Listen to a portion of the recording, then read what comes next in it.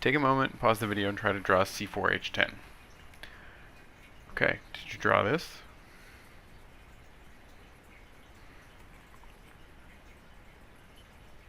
Most likely not, hey? We most likely drew this. Well, which is correct? They're both 4 carbons and 10 hydrogens. I haven't done anything different to the number of bonds. No carbons are making 5 bonds or 3 bonds. Everything's doing what it should be doing based on all of our bonding knowledge. Right, I'm going to say here, this is a molecule with a boiling point of minus 11.7 degrees, and this thing is a molecule with a boiling of minus 0.5 degrees. Okay. Just so you know, the molecule on the right, this is butane, so this is the lighter fluid, like we did with the molar volume of a gas lab. Okay, and this thing is called 2-methylpropane, which is, well, it doesn't matter what it is. But they're not the same thing, really, are they? So I think we can probably agree we need more than a molecular formula to differentiate between organic molecules. Alright, so there's got to be more to it. I can't just tell you, here's a formula, go draw it. Alright, you're going to need some new terminology. Alright, so you may want to copy some of this down. There's a handout and notes available on Classroom to supplement this. Okay, so the first term, structural isomers, are 2 or more molecules that have the same molecular formula but different structures and as a result different physical properties. So, for example, we might see our 2-methylpropane molecule. Alright, and let's compare that to another C4H10 molecule, alright, that I've already told you in the past is named butane. Alright, but again, we can see they're both C4H10. What I mean by different physical properties can be those boiling points that I just mentioned. Alright, so next term up would be what we're going to call the main or the longest chain. Alright, so this is the number of carbon atoms in a row that are directly connected to each other. So here there are 4 carbon atoms directly bonded to each other. Alright, in a chain or in a line. But in the molecule on the left, there's only 3 carbon atoms that are in a continuous line. Right? So I refer to that often as the main or the longest chain. Alright, the next one we're going to look at is branch. Branch is a substituent, so off the main chain, so think of like a branch off a tree trunk. Alright, it can be another shorter carbon chain, or it can be another element.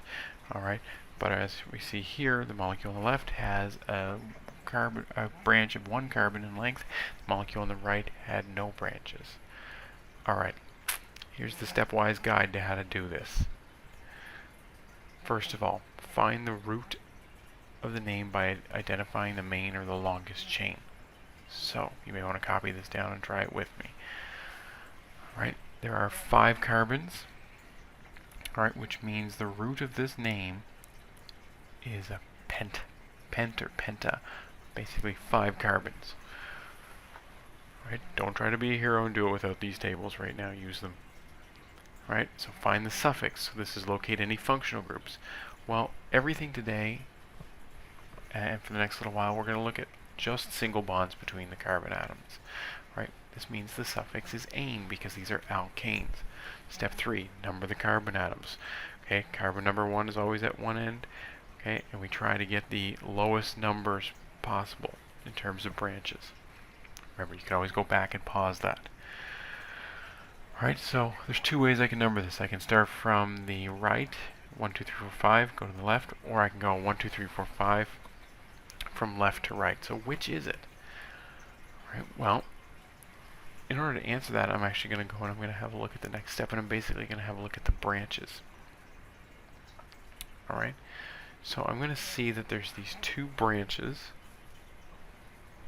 here. Okay, and these branches either occur at carbons 3 and 4, okay, if I'm counting right to left, or they occur at carbons 2 and 3, if I'm counting left to right.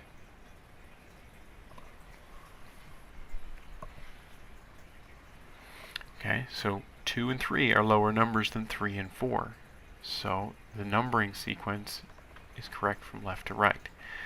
Okay, so you're going to find the prefix. So each branch has a name derived from its root. So a carbon branch, or branch 1 carbon in length, is called a methyl group. See, it says CH3 in that table there. Okay, finally it says methyl. Okay, so I have 2 methyl branches off of this main chain. So you're going to indicate the position of the branches by referring to the main chain carbon to which they're bonded. Alright, so the 2 methyl branches occur at carbons 2 and 3. Alright, I'm going to use the term dimethyl. Again, remember, you can go back and you can read that note. Alright, name the compound by placing the substituent groups in alphabetical order. Alright, the multiplier terms are not used in alphabetical order. So, here both the branches are methyl, so it doesn't matter. So I'm going to say it's 2,3-dimethyl pentane.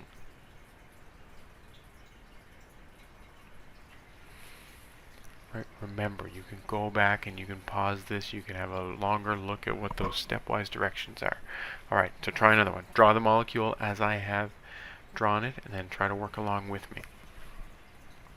Alright, the main chain, there are 7 carbons. Okay, a 7 carbon chain is a heptane. Alright, so it's not that I'm skipping that second step, it's that there's all single bonds between the carbons, so I don't need to worry about a different suffix. Alright, this is a heptane. It's a highly substituted heptane, so I'm going to have to figure out what all those branches are. So here's what I like to do. I like to actually go through, and when I'm first doing this, I like to circle what all the different branches are. I like to name them. So here's a branch. This is a methyl branch, CH3. Okay, here's another methyl branch. And I'm just getting these names by looking at that table on the right-hand side of the screen. Okay, a CH2, CH3. This is called an ethyl branch. Second down on that table. This is another ethyl branch. Here's a methyl branch. Here's another methyl branch. Okay, and this thing is what's called an isopropyl branch. So the main chain is connected to the branch through the second carbon in the branch. Alright, this is called isopropyl. Alright, so now how do we put all this mess together? Well, we're going to have to number it. Alright, I'm going to number from the right to the left on this one, 1 to 7. Okay, because I actually get more of the branches occurring at lower numbers if I number from the right as opposed to the left. If you don't believe me, I suggest you try it. Right. So, ethyl, isopropyl, and methyl are the 3 types of branches. E, I, and M are the first letters. Okay. In terms of alphabetical order, E comes before I, which comes before M.